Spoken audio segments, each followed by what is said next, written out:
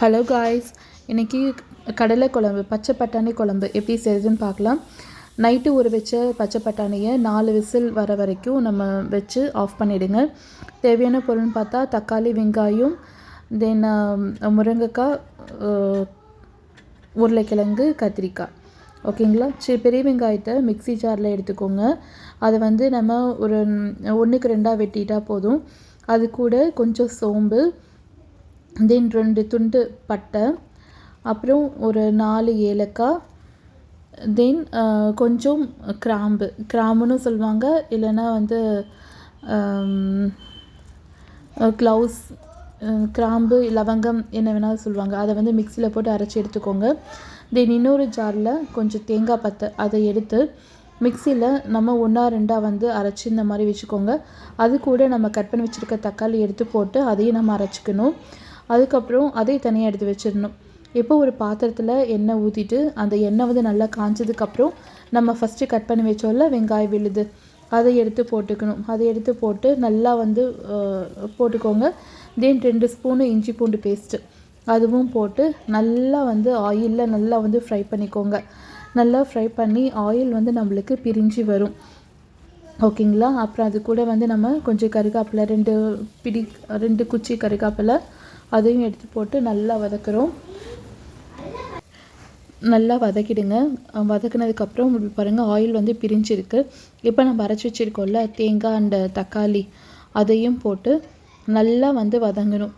எப்படி வதங்கணுன்னா அந்த வெங்காயத்தோட மசாலா போட்டிருப்போம்ல அது, இந்த தக்காளி, தேங்காய் அந்த ஸ்மெல்லெல்லாம் போகிற வரைக்கும் நம்ம நல்லா வதக்கணும். இந்த ஓரங்கள்லாம் பார்த்திங்கன்னா உங்களுக்கு தெரியும் ஆயில் நல்லா பிரிஞ்சு வந்திருக்கு. அந்தளவுக்கு நம்ம நல்லா வதக்கணும். நல்லா வதங்கினதுக்கப்புறம் அதில் மஞ்சத்தூள், தென் உப்பு ஆல்ரெடி நம்ம பச்சை பட்டாணிக்கு கொஞ்சம் போட்டிருப்போம். ஸோ அதனால் கேர்ஃபுல்லாக போடணும். தென் 1.5 ஸ்பூன் மிளகாத்தூள், 3 ஸ்பூன் கொத்தமல்லி தூள் போட்டு அதையும் நல்லா மிக்ஸ் பண்ணிக்கிறோம். நல்லா மிக்ஸ் பண்ணிவிட்டு அதுக்கப்புறம் அதுவும் பார்த்திங்கன்னா திரும்பி இந்த மசாலா நம்மளுக்கு நல்லா மிக்ஸ் ஆகலை, ரொம்ப ட்ரையாக இருக்கிற மாதிரி இருக்குன்னா லைட்டாக நீங்கள் தண்ணி ஆட் பண்ணிக்கலாம். ரொம்ப கம்மியாக ஆட் பண்ணணும். அப்போ தான் அது நல்லா வதங்கும். அதுக்கப்புறமா அது கூட நம்ம கட் பண்ணி வச்சுருக்கோம்ல முருங்கைக்காய், தென் பொட்டேட்டோ, இந்த கத்திரிக்காய் தோட்டத்து கத்திரிக்காய், நம்ம மாடியில் பூத்த கத்திரிக்காய், அதையும் எடுத்து போட்டிருக்கேன். ஸோ அதெல்லாம் போட்டு நல்லா அந்த மசாலாவோட நல்லா பிரட்டிக்கணும்.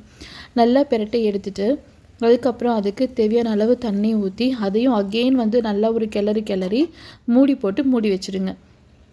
மூடி வச்சுட்டு இப்போ இதை ஓப்பன் பண்ணி பார்த்தோம்னா இந்த மாதிரி ஆயிலில் நல்லா பிரிஞ்சு நல்லா வந்துருக்கு. இப்போ நம்மளோட காய்கறிகள்லாம் கொஞ்சம் வெந்திருக்கு அப்படின்னு சொல்லி அர்த்தம்.